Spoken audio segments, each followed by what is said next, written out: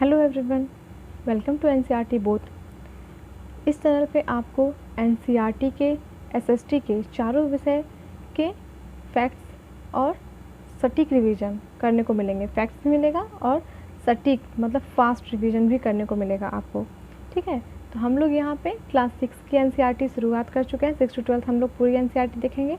6 में हमने 2 वीडियो में लेसन 1, 2 और 3, 4 कंप्लीट कर लिया है। अब हमें आज लेसन 5 और 6 करना है। 6 की एनसीईआरटी थोड़ी इजी है, इसलिए हम लोग एक वीडियो में 2 लेसन कंप्लीट कर रहे हैं और आगे भी देखेंगे, जैसा लेसन होगा उस हिसाब से करेंगे। चलिए तो हम लोग पढ़ना शुरू करते हैं क्लास 6 की एनसीईआरटी।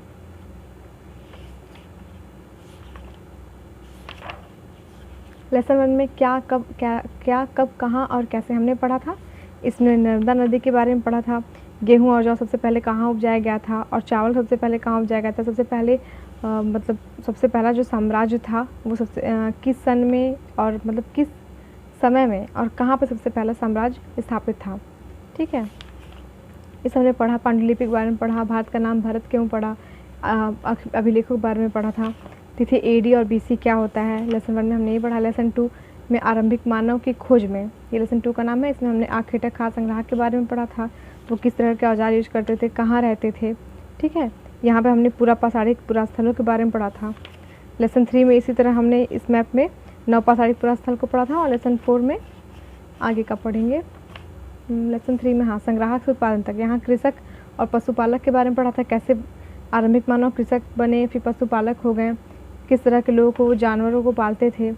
फिर पुरास्थल मेहरगढ़, कोल्हेवा, महागढ़ा, गुरफक, रालपुर, जोहुम, चिरांद, भल्लूर, पैमपल्ली में मतलब कहाँ कहाँ में क्या क्या चीज़ें मिली हुई हैं, ये हमने पढ़ा है। इसके बाद जनजाति, फिर मेहरगढ़ में क्या क्या पाया गया है, ये हमने पढ़ा लेसन 3 में। लेसन 4 में हमने देखा कि हड़प्पा की कहानी। इसमें हड़प्पा के बारे में है कि हड़प्पा का नगर जो है मोहनजोदड़ो, कालीबंगा और लोथल, उसमें क्या क्या चीज़ें मिली हैं और जो फिगर है मोहनजोदड़ो में ये महान स्नानागार मिला है। फिर ईंटों की चिनाई किस तरह होती थी और हड़प्पा में नाले मिले हैं, कुएँ मिले हैं, मिट्टी के खिलौने मिले हैं, मोहर मिली है, उस पर लिपियाँ लिखी हुई मिलती थी। फिर बाट मिले हुए हैं और मनकी मिली हुई हैं। इसके अलावा फलक मिले हैं, ये मूर्ति पुरोहित की मूर्ति मिली है। फ्यांस की कैसे चीज़ें बनती थी, ये सब चीज़ें हमने पढ़ा। फिर लोथल और धौलावीरा बंदरगाह जो गुजरात में है उसके बारे में हमने पढ़ा। किस तरह के मुहरें मिलती थी और कैसे पता चलता है कि लोग किसान मतलब कृषक करते थे, ये हल के साक्ष्य से मिला है, से पता चलता है। मुहर कैसे होते थे, ये हमने लेसन 4 तक पढ़ा। ठीक, अब हम लोग पढ़ेंगे लेसन 5। लेसन 5 में क्या है।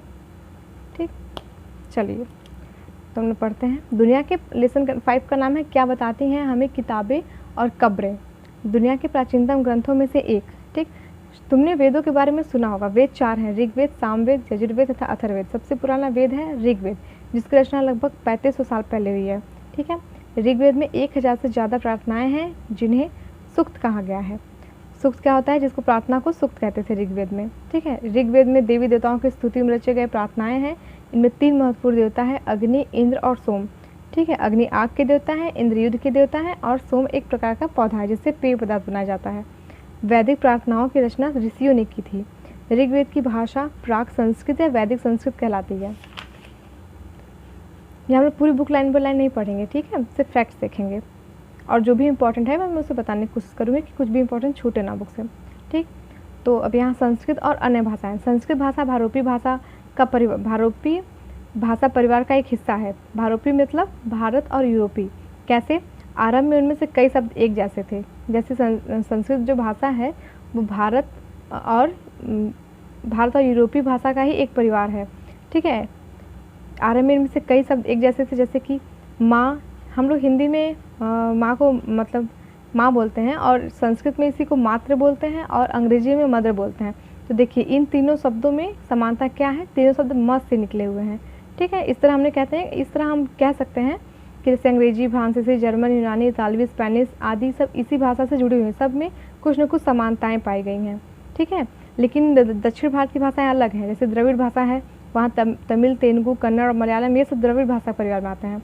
ठीक है, और इसी तरह तिब्बत और बर्मा में पूर्वोत्तर प्रदेशों में तिब्बत बर्मा परिवार की भाषाएं बोली जाती हैं।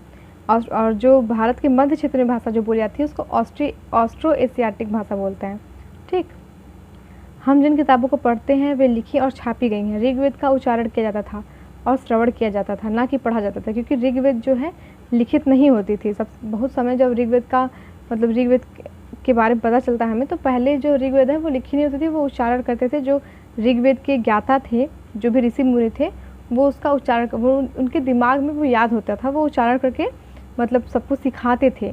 जो शिक्षक होते थे, मतलब एक तरह से यज्ञ ऋषि जो है, यज्ञ करते हैं ऋषि जो हैं वो शिक्षक होते थे। तो वो अगर ऋग्वेद के बारे में किसी को बताना है तो वो उनके दिमाग में जो चीज़ें हैं उसके बारे में बताते थे, कहीं लिखी नहीं होती थी। और जो शिष्य थे वो श्रवण करके, सुन करके उसको कंठस्थ कर लेते थे और फिर वो अपने शिष्य को आगे चल करके फिर वो उसको श्रवण करते थे, फिर वो मतलब उच्चारण करते थे और श्रवण करते थे। इस तरह ऋग्वेद जो है मतलब कि धीरे धीरे फैलता रहा और मतलब आधुनिक समाज तक वो आया। फिर जब समाज में कागज़ और पेन जैसे चीज़ें आने लगी या फिर लिखने छपने का काम शुरू हो गया, तो फिर ऋग्वेद को किताब पे, पेज पे उतारा गया। ठीक है। इतिहास का ऋग्वेद का अध्ययन कैसे करते हैं? इतिहास का पुरातत्वविदाओं की तरह ही अतीत के बारे में जानकारी इकट्ठे करते हैं। भौतिक अवशेषों के अलावा वे लिखित स्रोतों का भी उपयोग करते हैं। ऋग्वेद की कुछ सूक्त वार्तालाप के रूप में है। विश्वामित्र नामक ऋषि और देवियों के रूप में पूजित दो नदियों के बीच यह संवाद एक ऐसे ही सूक्त का अंश है।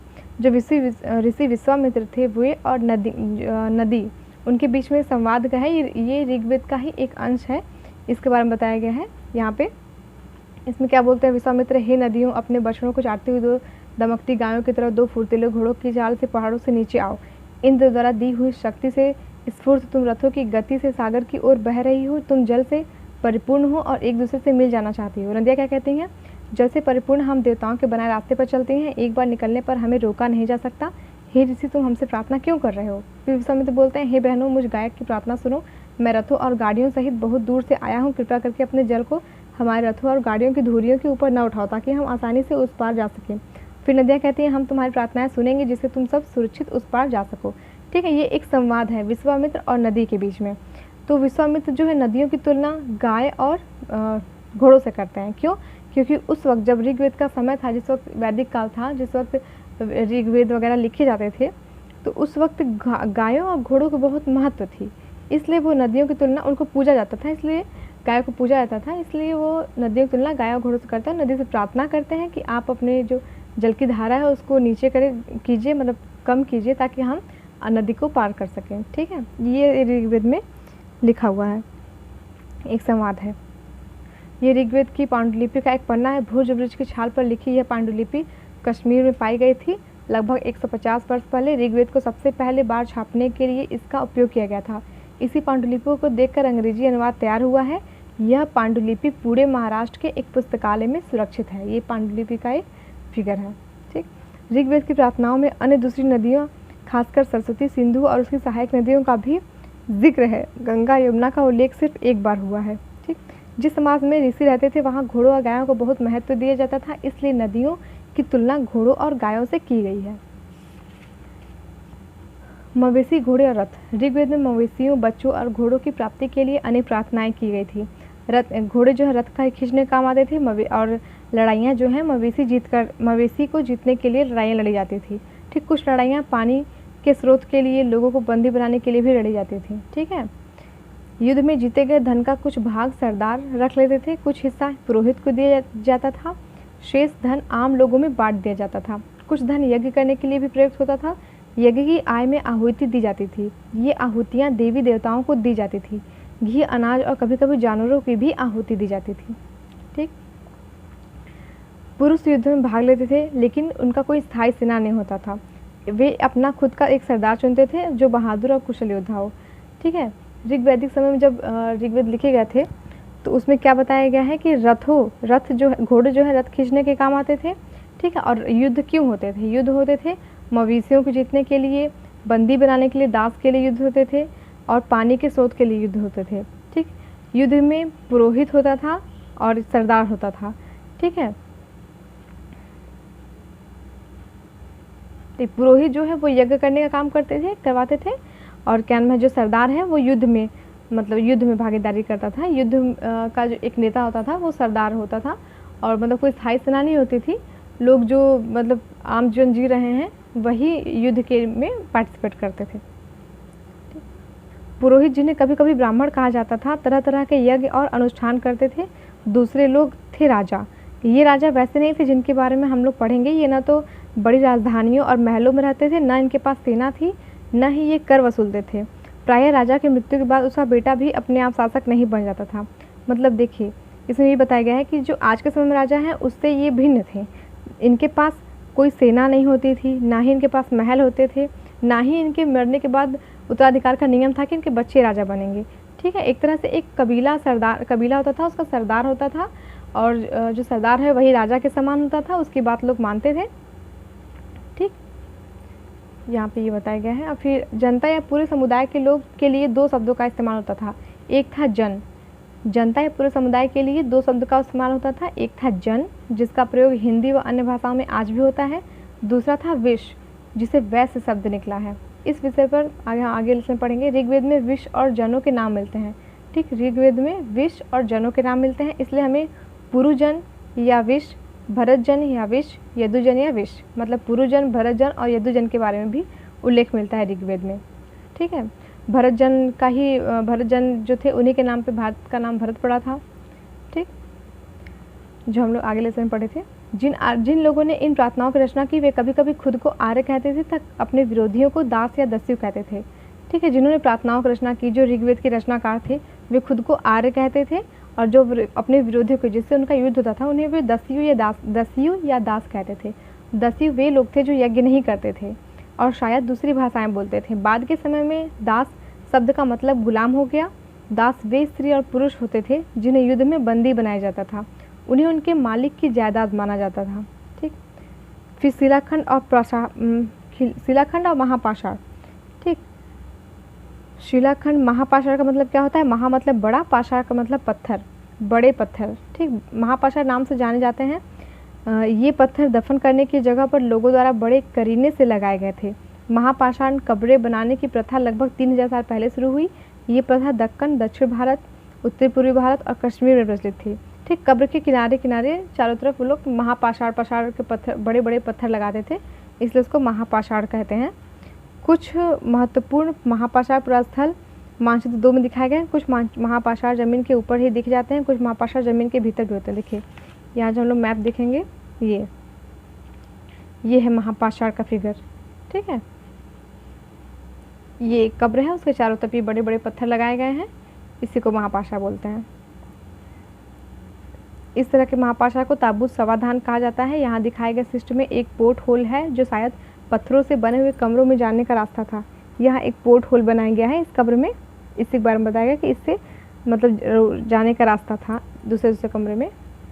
एक साथ कई, मतलब एक जगह पे कई सारी कब्रें होती थी, उसी बारे में ये है कि एक कब्र से दूसरे कब्र में जाने का ये रास्ता होता था, इसको पोर्ट होल बोलते हैं।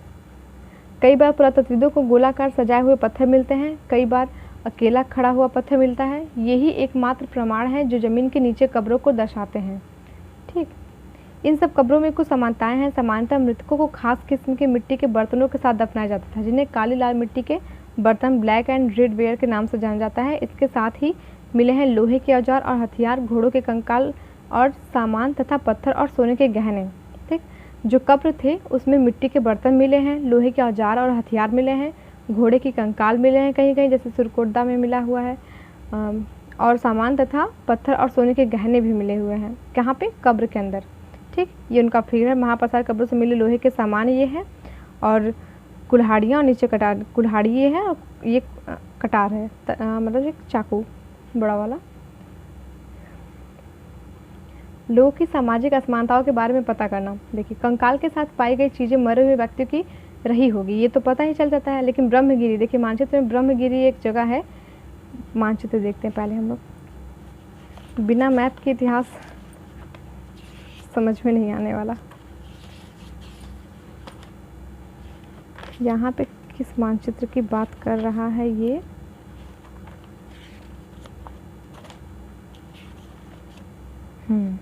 देखिए, ब्रह्मगिरी, ये एरिया है ब्रह्मगिरी दक्षिण भारत में। ठीक है, इसके बारे में यहाँ बता रहा है कि ब्रह्मगिरी को मानचित्र में खोजो। यहाँ एक व्यक्ति की कब्र में 33 सोने के मनके और शंख पाए गए हैं। कहाँ पे? ब्रह्मगिरी में एक कब्र है, उसमें 33 सोने के मनके और शंख पाए गए हैं। दूसरे कंकालों के पास सिर्फ कुछ मिट्टी के बर्तन ही पाए गए हैं। यहाँ दफनाए गए लोगों की सामाजिक स्थिति में भिन्नता को दर्शाता है। कुछ लोग अमीर थे तो कुछ लोग गरीब थे, कुछ लोग सरदार थे तो दूसरे उनके अनुयायी थे। अब अमीर और गरीब कैसे पता चलेगा? जिसके कब्र में ज़्यादा सोने चांदी गहने या ज़्यादा सामान मिलेगा वो अमीर होगा, जिसके कब्र में कम मिलेगा वो गरीब होगा, जाहिर सी बात है। क्या कुछ कब्रगाहें खास परिवार के लिए थी? महापाषाणों में एक से अधिक कंकाल मिले हैं। वे यह दर्शाते हैं कि शायद एक ही परिवार के लोगों को एक ही स्थान पर अलग अलग समय पर दफनाया गया था। बाद में मरने वाले लोगों को पोर्ट होल के रास्ते कब्रों में लाकर दफनाया जाता था। देखिए, एक कब्र बनाते थे, उसमें पोर्ट होल बना देते थे। उस कब्र में अगर कोई घर का जो पहले व्यक्ति मर गया तो वो कब्र उसके लिए बना, फिर उसमें पोर्ट होल बना दिया जाता था। ये कब्र है, इसमें पोर्ट होल है, ताकि इसी रास्ते और भी जो सदस्य हैं उनको इसमें रखा जा सके, डाला जा सके इस कब्र में। ठीक, ये है इनाम गांव के एक विशिष्ट व्यक्ति की कब्र। इनाम गांव को खोजो मानचित्र में। ठीक, इनाम गांव कहाँ है? यहाँ पे। ठीक, ये देख रहे हैं, यहाँ पे इनाम गांव है, यहाँ ब्रह्मगिरी है, यहाँ इनाम गांव। अब इनाम गांव के बारे में क्या बता रहा है? मानचित्र में इनाम गांव को खोजो। यहाँ भीमा की सहायक नदी घोड़ के किनारे, भीमा की सहायक नदी घोड़ के किनारे एक जगह है। इस जगह पर 3600 से 2700 साल पहले लोग रहते थे। यहाँ वयस्क लोगों को प्रायः गड्ढे में सीधा लिटाकर दफनाया जाता था। उनका सिर उत्तर गिर होता था। कई बार उन्हें घर के अंदर ही दफनाया जाता था। ऐसे बर्तन जिनमें शायद खाना और पानी हो दफनाए गए शव के पास रख दिए जाते थे। एक आदमी को 5 कमरों वाले मकान के आंगन में 4 पैरों वाले मिट्टी के एक बड़े से संदूक में दफनाया गया था। कहाँ पे? इनाम गांव में। यह घर गांव के सबसे बड़े घरों में से एक था। इस घर में एक अनाज का गोदाम भी था। शव के पैर मुड़े हुए थे। ठीक है, इनाम गांव में जो एक व्यक्ति को दफनाया गया था, उसको किस तरह दफनाया गया था? आंगन में, घर के 5 कमरों वाले मकान के आंगन में दफनाया गया था। 4 पैरों वाले मिट्टी के एक बड़े से संदूक में, एक संदूक था उस पर 4 पैर थे उसके, उस संदूक में दफनाया गया था। ठीक है, और जो शव है उसके पैर मुड़े हुए थे। क्या बताते हैं हमें कंकालों के अध्ययन? छोटे आकार के आधार पर एक बच्चे के कंकाल को आसानी से पहचाना जा सकता है, लेकिन एक बच्चे और बच्ची के कंकाल के बीच कोई बड़ा फर्क नहीं होता। कंकाल किसी पुरुष का था या स्त्री का, यह कैसे पता चलेगा? कंकाल के साथ मिले सामानों के आधार पे, जैसे गहने मिले हुए हैं, आभूषण मिले हैं, तो उससे हम पता कर सकते हैं कि वे महिलाओं के कंकाल हैं या पुरुषों के। परंतु यहाँ ये देखने वाली बात है कि पुरुष भी आभूषण पहनते थे। ठीक, तो फिर कैसे पता चलेगा? तो जो हड्डियाँ होती हैं, जैसे महिलाओं की जो हड्डियाँ होती हैं, उनका जो कमर वाला हिस्सा होता है वो ज़्यादा बड़ा होता है। उससे पता चल जाता है कि वो महिला के कंकाल हैं या पुरुष के। ठीक, 2000 साल पहले चरक नाम के प्रसिद्ध वैद्य हुए थे। उन्होंने चिकित्सा शास्त्र पर चरक संहिता, 2000 साल पहले चरक नाम के एक प्रसिद्ध वैद्य थे जिन्होंने चिकित्सा शास्त्र पर चरक संहिता नाम की किताब लिखी थी। जिन्होंने बताया था कि मनुष्य के शरीर में 360 हड्डियाँ होती हैं। यह आधुनिक शरीर रचना विज्ञान की 206 हड्डियों से काफ़ी ज़्यादा है। संभवतः चरक ने अपनी गिनती में दांत की हड्डियों के जोड़ और कार्टिलेज को जोड़कर भी यह संख्या बताई होगी। ठीक, मतलब 2000 साल पहले जो चरक थे वो एक प्रसिद्ध वैद्य थे, चिकित्सा शास्त्र का जनक उनको कहते हैं। उन्होंने चरक संहिता नाम की किताब लिखी थी। उसमें उन्होंने बताया था कि मनुष्य के शरीर में 360 हड्डियाँ होती हैं। इनाम गाँव के लोगों के काम धंधे। इनाम गाँव जो था, हमने देखा मानचित्र में, इनाम गाँव में पुरातत्वविदों को गेहूँ, जौ, चावल, दाल, बाजरा, मटर और तिल के बीज मिले हैं। कई जानवरों की हड्डियाँ भी मिली हैं। कई हड्डियों पर काटने के निशान से अंदाज़ा लगाया जा सकता है कि लोग इन्हें खाते होंगे। गाय, बैल, भैंस, बकरी, भेड़, कुत्ता, घोड़ा, गधा, सूअर, सांभर, चितकबरा, हिरण, कृष्णमृग, खरहा, नेवला, चिड़िया, घड़ियाल, कछुआ, केकड़ा और मछली की हड्डियाँ भी पाई गई हैं। ऐसे साक्ष्य मिले हैं कि बेर, आंवला, जामुन, खजूर और कई तरह की रसभरियाँ एकत्र की जाती थी। इतने सारी चीज़ मिले इनाम गाँव से। ठीक है, अब देखिए अन्यत्र। एटलस, ये वर्ल्ड हिस्ट्री का एक पार्ट होता है, ये हर लेसन क्लास में अन्यत्र जो लिखा होता है। ठीक है, एटलस में चीन पर देखो, आपके पास जो भी एटलस होगा उसमें देखिए चीन कहाँ पे है। ठीक, लगभग 3500 साल पहले हम यहाँ की लेखन कला के सबसे पुराने उदाहरण पाते हैं। यहाँ जानवरों की हड्डियों पर लिखा गया था। इन्हें भविष्यवाणी करने वाली हड्डियाँ कहा जाता है। यह मान्यता थी कि ये हड्डियाँ भविष्य बताती हैं। लिपिकारों से इन हड्डियों पर सवाल लिखवाते थे राजा लोग।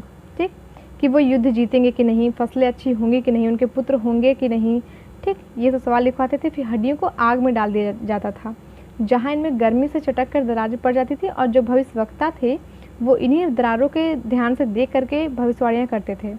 ठीक, मतलब चीन में 3500 साल पहले लेखन कला की शुरुआत हुई थी। सबसे पहले वहाँ पे किस पे लिखा गया था? हड्डियों पे लिखते थे लोग, और उससे भविष्यवाणी की बात पता चलती है कि लोग उससे भविष्यवाणी करते रहे होंगे। ये लोग ये पुरातत्व से अंदाजा लगाते हैं। लेकिन देखिए यहाँ क्या लिखा है, वे लोग लोहे का इस्तेमाल करना नहीं जानते थे। ये राजा शहरों में महल बना कर रहते थे, उन्होंने बेशुमार दौलत इकट्ठी कर ली थी।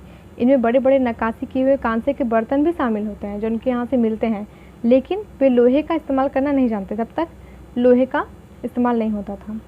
ठीक, अब देखिए उपयोगी शब्द इस लेसन में क्या है? वेद है, हमने वेद के बारे में पढ़ा। प्रार्थना है, जो प्रार्थनाएं वेद में लिखी होती थी। भाषा है, जो भारत की मतलब संस्कृत भाषा है, वो संस्कृत और हिंदी ये सब भारोपी भाषा है। रथ के बारे में पढ़ा हमने, यज्ञ के बारे में, राजा दास महापाषाणों के बारे में, कब्र के बारे में, कंकाल और लोहा, इन सब चीज़ों के बारे में हमने इसमें पढ़ा। ये उपयोगी शब्द हैं। अब हम देखते हैं लेसन 6।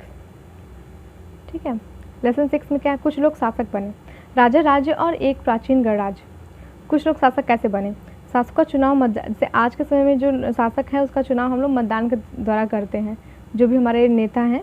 ठीक है, लेकिन पहले के लोग जो राजा जो थे, राजा संभवतः जन यानी लोगों द्वारा चुने जाते थे, परंतु करीब 3000 साल पहले राजा बनने की इस प्रक्रिया में कुछ परिवर्तन दिखाई दिए। कुछ लोग बड़े बड़े यज्ञों को आयोजित करके राजा बन जाते थे और प्रतिष्ठित हो गए थे, जैसे अश्वमेध यज्ञ। अश्वमेध यज्ञ कैसे करते थे? अश्वमेध यज्ञ में एक घोड़े को राजा के लोगों की देखरेख में स्वतंत्र विचरण के लिए छोड़ दिया जाता था, और फिर वो घोड़ा जितना दूर तक जाता था, अगर वो दूसरे राजा के क्षेत्र में गया, अगर वो उसे नहीं रोका तो उस क्षेत्र तक भी जिसने इस घोड़े को भेजा है उसका मतलब आधिपत्य मान लिया जाएगा। लेकिन अगर कोई राजा उस घोड़े को रोक देता है तो उससे उस जो राजा छोड़ा है घोड़े को, उससे उसको युद्ध करना पड़ेगा। इस तरह का अश्वमेध यज्ञ होता था। उससे जो है कोई भी राजा अपना साम्राज्य विस्तार करता था। ठीक, घोड़े को जाने दिया जाए तो मतलब होता था कि अश्वमेध यज्ञ करने राजा उनसे ज़्यादा शक्तिशाली है। इसके बाद उन राजाओं को यज्ञ में आमंत्रित किया जाता था।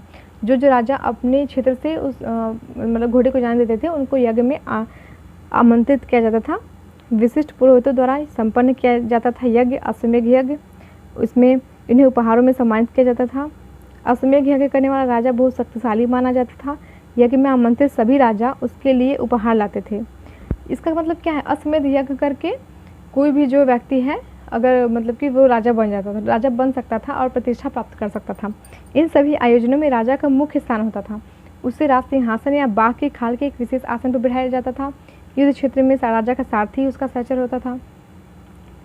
और जो भी राजाओं को आमंत्रित करते थे अश्वमेध यज्ञ में, वो सिर्फ बैठ कर यज्ञ की पूरी प्रक्रिया देखते थे, उनका और कोई काम नहीं था। ठीक है, वैसे जैसे सामान्य लोग उपहार लाते थे, जिन्हें पुरोहित शूद्र मानते थे, उन्हें कई अनुष्ठानों में शामिल भी नहीं किया जाता था। अब वर्ण ऋग्वेद जो है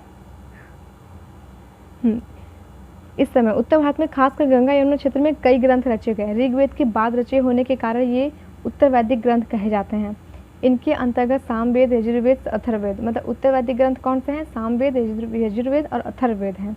ठीक है, ये ग्रंथ हैं और पुरोहित द्वारा रचित होने के कारण पुरोहित द्वारा रचित इन ग्रंथों में विभिन्न प्रकार के अनुष्ठान और उनके संपादन की विधियां बताई गई हैं।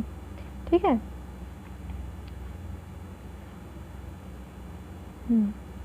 और इसमें सामाजिक नियमों के बारे में बताया गया है। किसमें? सामवेद, यजुर्वेद और अथर्ववेद में। उस समय समाज में कई समूह थे जिनमें पुरोहित, योद्धा, कृषक, पशुपालक, व्यापारी, शिल्पकार, श्रमिक, मछली पकड़ने वाले थे, जंगल में रहने वाले लोग शामिल थे। समाज में कई तरह के लोग रहते थे। कुछ कृषक और व्यापारी भी थे, तो दूसरे पशुपालक, शिल्पकार, श्रमिक भी थे। फिर पुरोहितों ने लोगों को 4 वर्गों में विभाजित किया था, जिन्हें वर्ण कहते हैं। वर्ण, पहला वर्ण ब्राह्मण था, दूसरा वर्ण क्षत्रिय था, तीसरा वर्ण वैश्य था और चौथा शूद्र था। ठीक, इसको किसने बांटा था? पुरोहितों ने समाज को 4 वर्गों में विभाजित किया था। पहला वर्ण ब्राह्मण, उनका काम वेदों का अध्ययन अध्यापन करना था। और दूसरा वर्ण था क्षत्रिय, जो शासकों का वर्ण था, जो युद्ध करता था और लोगों की रक्षा करता था। तीसरा वर्ण था वैश्य, विश्य जिसको कहते हैं, विश्य या वैश्य, इनमें कृषक, पशुपालक और व्यापारी आते थे। और चौथा वर्ण था शूद्र, और इन तीनों वर्णों का सेवा करना इस शूद्र का काम होता था। ये बहुत सारे अनुष्ठानों में अधिक पार्टिसिपेट नहीं करते थे।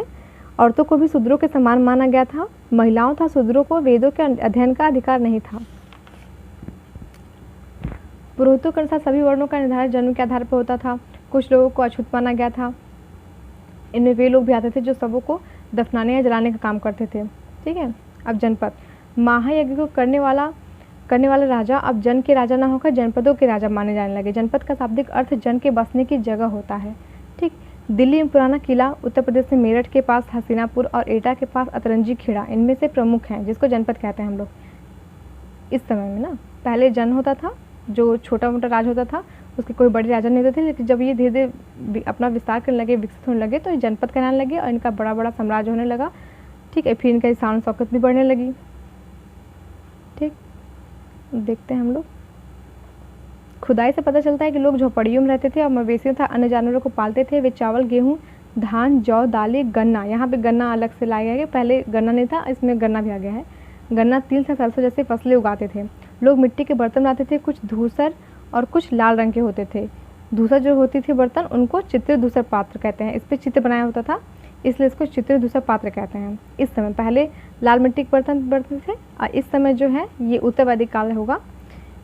इस वक्त धूसर चित्रित धूसर पात्र भी बनने लगे। ठीक है।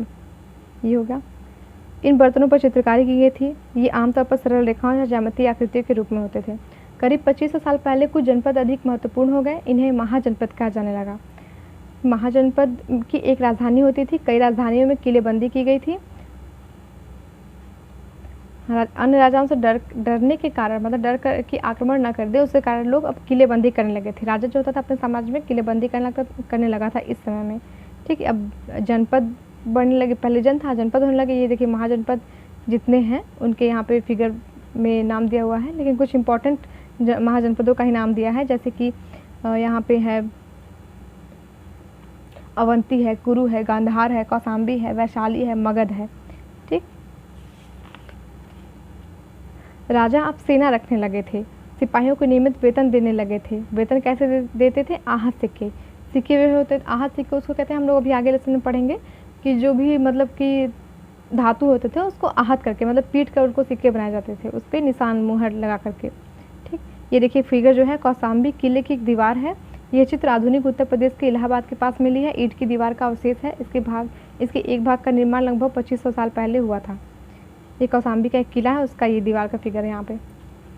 अब कर देखिए, महाजनपदों के राजा विशाल किले बनवाते थे, बड़ी सेना रखते थे, इन प्रचुर संसाधनों की आवश्यकता होती थी और उन्हें अधिक कर्मचारियों की भी आवश्यकता होने लगी। तो वे अब धीरे धीरे सबसे कर लेने लगे। उपहार, पहले वे उपहार पर निर्भर रहते थे, लेकिन अब वे धीरे धीरे नियमित रूप से कर वसूलने लगे। कर कैसे लेते थे? किसानों से लेते थे। 1/6 उपज का 1/6वां हिस्सा कर के रूप में लेते थे, जिसे भाग कहते हैं। ये देखिए इंपॉर्टेंट है, भाग कर होता है, ये उपज का 1/6वां हिस्सा होता है।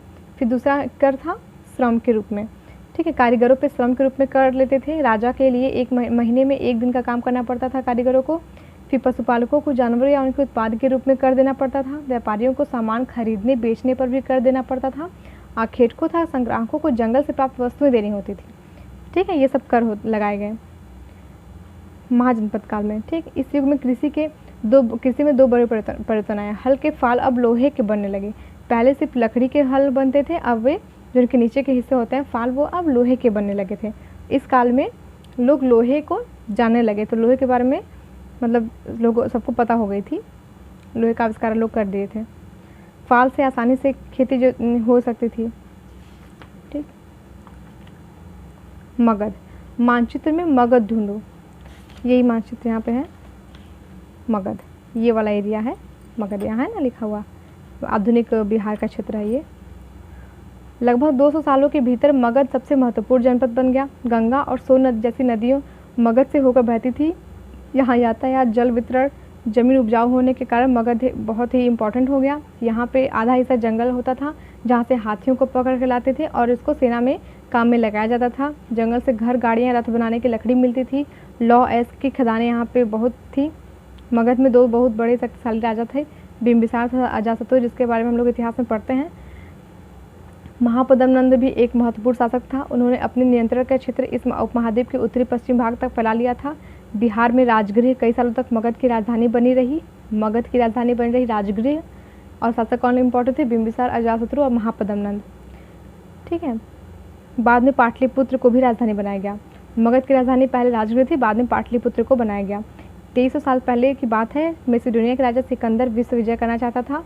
पूरी तरह सफल न होने पर भी वह मिस्र और पश्चिमी एशिया के कुछ राज्यों को जीतता हुआ भारतीय उपमहाद्वीप में व्यास नदी के किनारे पहुंच गया था। लेकिन मगध की जो भव्यता है, मगध का जो शक्तिशाली शासक है, मतलब शक्तिशाली राजा जनपद था मगध, उसके बारे में जब मतलब वो सुनता है, उसके सिपाही सुनते हैं तो वो इससे भयभीत हो जाते हैं और वो इस एरिया में आने से मना कर देते हैं। ठीक है, देखिए यहाँ लिखा है, सिपाहियों ने इनकार कर दिया। मगध की ओर कूच करना चाहा जब सिकंदर ने, तो उसके सिपाहियों ने इनकार कर दिया। वे इस बात से भयभीत थे कि भारत के शासकों के पास पैदल, रथ और हाथियों की बहुत बड़ी सेना थी। मगध एक शक्तिशाली राज्य बन गया था। उसी के नज़दीक ही वज्जी राज्य था, जिसकी राजधानी वैशाली थी। वज्जी राज्य, देखिए ये मगध है, इसी के पास में ये वज्जी है। ठीक, वज्जी राज्य था जिसकी राजधानी वैशाली थी, जिसको वैशाली बिहार में है। आज आधुनिक बिहार जो है उसी में वैशाली होती है, जहाँ एक अलग किस्म की शासन व्यवस्था थी जिसे गढ़ या संघ कहते हैं। गढ़ और संघ क्या होता है, जैसे मगध साम्राज्य था, वहाँ पे एक शासक था और उसके नीचे बहुत सारे लोग थे जिसकी सहायता से वो शासक करता था। लेकिन जो गढ़ है वहाँ पे कई छोटे छोटे राजा थे, छोटे छोटे प्रदेश के छोटे छोटे राजा थे। जैसे आज हमारे भारत में कई सारे प्रदेश हैं जिसके अपने अपने मुख्यमंत्री, राज्यपाल हैं, सब मिलके यहाँ की शासन देखते हैं, एक संघ सरकार भी है। उसी तरह वहाँ पे गढ़ जो होता था, वहाँ पे छोटे छोटे राजा थे अपने अपने क्षेत्र के, वो सब एक गढ़ का निर्माण करते थे और फिर वो सारे राजा मिल करके पूरे एरिया पे शासन करते थे। गढ़ या संघ में कई शासक होते थे। देखिए मैंने बताया, स्त्रियाँ, दास था, कमकार इन सभाओं में हिस्सा नहीं लेते थे। जो गढ़ों की सभाएं होती थी, जो गढ़ के जो शासक होते थे, प्रत्येक व्यक्ति राजा कहलाता था गढ़ का, मतलब गढ़ का जो मतलब सरदार होता था वो प्रत्येक व्यक्ति राजा होता था। सभी राजा विभिन्न अनुष्ठानों को एक साथ संपन्न करते थे, सभाओं में वाद विवाद करते थे। ठीक है, इन सभाओं में स्त्रियाँ तथा दास, कमकार इन सभाओं में हिस्सा नहीं लेते थे।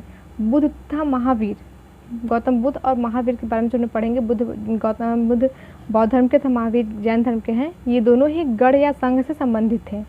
ठीक है, बौद्ध साहित्य में संघ के जीवन का बहुत ही सजीव वर्णन मिलता है। वज्र संघ का यह वर्णन दीर्घ निकाय से लिया गया है। वज्र संघ का एक ये वर्णन है। दीर्घ निकाय एक प्रसिद्ध बौद्ध ग्रंथ है जिसमें बुद्ध के कई व्याख्यान दिए गए हैं। इनमें करीब 2300 साल पहले लिखा गया था। ठीक है, देखिए यहाँ गढ़ के बारे में लिखा है। गढ़ शब्द का प्रयोग कई सदस्यों वाले समूह के लिए किया जाता है। संघ होता है, संघ अर्थात संगठन या सभा। अब देखिए अजातशत्रु और वज्जी संघ, इसके बारे में ये दीर्घ निकाय से लिया गया एक मतलब सूक्त है कि अजातशत्रु वज्जी संघ पर आक्रमण करना चाहते थे। उन्होंने अपने मंत्री वत्साकार को बुद्ध के पास सलाह के लिए भेजा था। बुद्ध ने उनसे पूछा कि क्या वज्जी सभा नियमित रूप से होती हैं तथा उनमें सभी सदस्य उपस्थित होते हैं। जब उन्हें पता चला कि ऐसा होता है तो उन्होंने कहा कि वज्जीवासी तब तक उन्नति करते रहेंगे जब तक वे पूर्ण और नियमित सभाएं करेंगे, आपस में मिलकर काम करेंगे, पारंपरिक नियमों का पालन करते रहेंगे और बड़ों के सम्मान, समर्थन तथा उनकी बातों पर ध्यान देते रहेंगे। ये जो अजातशत्रु है वो बुद्ध के पास गया था, मतलब जानने के लिए कि उनका जो गढ़ है, संघ है, वो मतलब कि हमेशा बना रहेगा कि नहीं। तो वो गौतम बुद्ध उनके बारे में बताते हैं कि वो कब तक उन्नति करेंगे, किस तरह उनको रहना चाहिए। ठीक है, ये दीर्घ निकाय से लिया गया है। दीर्घ निकाय क्या है, बौद्ध ग्रंथ का मतलब एक बौद्ध धर्म का एक प्रसिद्ध ग्रंथ है। इसी से एक व्याख्यान लिया गया है। ये ग्रंथ करीब 2300 साल पहले लिखा गया था। कौन सा, दीर्घ निकाय। वज्जी महिलाओं के साथ जोर जबरदस्ती नहीं करेंगे, देखिए उसी का है ये। गुप्त शासकों ने गढ़ और संघ पर विजय प्राप्त कर उन्हें अपने राज्य में शामिल कर लिया था। देखिए ये महाजनपद समय के, ये गुप्त महाजनपद समय का है। मगध और वज्जी संघ जो गढ़ है वो सब महाजनपद काल के क्षेत्र हैं। और फिर जब इन जनपदों पे गुप्त शासकों ने बाद में इन पर विजय प्राप्त कर लिया था और उनको अपने राज्य में शामिल कर लिया था। यहाँ पे ये लेसन समाप्त हो जाता है। अब यहाँ पे अन्यत्र हम लोग देखेंगे कि लगभग 2500 साल पहले एथेंस के लोगों ने एक शासन व्यवस्था की स्थापना की जिसे प्रजातंत्र या गणतंत्र कहते हैं। सबसे पहले 2500 साल पहले एथेंस के लोगों ने एक शासन व्यवस्था की स्थापना की थी जिसको प्रजातंत्र या गणतंत्र कहा गया। यह व्यवस्था लगभग 200 सालों तक चली। इसमें 30 साल से ऊपर के उन सभी पुरुषों को पूर्ण नागरिकता प्राप्त थी जो दास नहीं थे। वहाँ एक सभा थी जो महत्वपूर्ण विषय पर निर्णय लेने के लिए साल भर में कम से कम 40 बार बुलाई जाती थी। इन सभा में सभी नागरिक भाग ले सकते थे। शासन के कई पदों पर नियुक्तियां लॉटरियों द्वारा की जाती थी। सभी नागरिकों को सेना और नौसेना अपनी सेवाएं देना होता था। सभी नागरिकों को सैनिक सेना और नौसेना में अपनी सेवाएं देनी होती थी नागरिकों को। औरतों को नागरिक का दर्जा नहीं मिलता था। देखिए एथेंस में सबसे पहले प्रजातंत्र का स्थापना, प्रजातंत्र या गणतंत्र की स्थापना हुई थी 2500 साल पहले। ठीक, वहाँ पे बताया गया था कि नागरिक किस तरह होते, किस प्रकार के नागरिक होते हैं, उनको क्या क्या अधिकार मिलते हैं, लेकिन औरतों को नागरिकों का दर्जा नहीं दिया गया था। व्यापारियों तथा शिल्पकारों के रूप में एथेंस में रहने और काम करने वाले बहुत से विदेशियों को भी नागरिक अधिकार नहीं मिले थे। एथेंस में खदानों, खेतों, घरों और कार्यशालाओं में काम कर रहे दासों को भी नागरिक अधिकार नहीं मिले थे। ठीक है, ये एथेंस के बारे में कि वहाँ पर सबसे पहले प्रजातंत्र की स्थापना हुई थी। ठीक, आज हमने लेसन 5 और 6 कंप्लीट कर लिया है। यहाँ पे उपयोगी शब्द क्या क्या है? राजा, अश्वमेघ, अश्वमेघ यज्ञ के बारे में, वर्ण के बारे में 4 वर्ण होते हैं, और जनपद, महाजनपद, किलेबंदी, सेना, कर, हमने करों के बारे में पढ़ा भी, पौधारोपण के बारे में पढ़ा, गण अथवा संघ और प्रजातंत्र। ठीक, ये सब उपयोगी शब्द हैं जो हमने इन सब इस लेसन में पढ़ा है। ठीक है, ये एनसीईआरटी का लेसन है। इसमें इम्पॉर्टेंट फैक्ट्स यही है कि इसमें महाजनपद में कौन कौन से महाजनपद इंपॉर्टेंट है, वज्जी संघ जो गढ़ है वो इम्पॉर्टेंट है। यही सब वर्ड जो इसमें इम्पॉर्टेंट है, जैसे वेद है, ऋग्वेद है, इन सबको हम लोग अगर बड़े बुक से तैयार कर लेते हैं तो हमारी तैयारी और अच्छे से हो सकती है। ठीक है, इसमें से हम लोग टॉपिक लेकर के बड़े बुक्स अगर पढ़ें तब हम लोग का इतिहास अच्छे से कवर हो जाएगा। एनसीईआरटी में सिर्फ इम्पॉर्टेंट टॉपिक्स दिए होते हैं जिससे हम लोग पता कर सकते हैं कि इतिहास में क्या इंपॉर्टेंट है, जो अधिकतर एग्जाम में पूछा जाता है। ठीक है, यहाँ में हमने वैदिक, हाँ वैदिक काल तक पढ़ लिया। हम लोग आगे पढ़ेंगे नए प्रश्न, नए विचार। अच्छा, यहाँ पे 7वां लेसन में हम लोग बौद्ध धर्म के बारे में, बौद्ध धर्म और जैन धर्म, इसके बारे में हम लोग पढ़ेंगे, उपनिषद के बारे में पढ़ेंगे।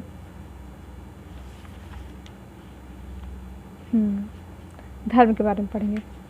चलिए, तो आज के लिए बस इतना ही करते हैं। अब हम लोग आगे के लेसन अगले वीडियो में पढ़ेंगे, वरना वीडियो बहुत लंबी हो जाएगी, फिर वो आप लोग के लिए भी बोझिल हो जाएगा। ठीक है, तो चलिए मिलते हैं अगले वीडियो में, आगे का लेसन कंप्लीट करेंगे उसमें। ठीक है, तब के लिए थैंक यू।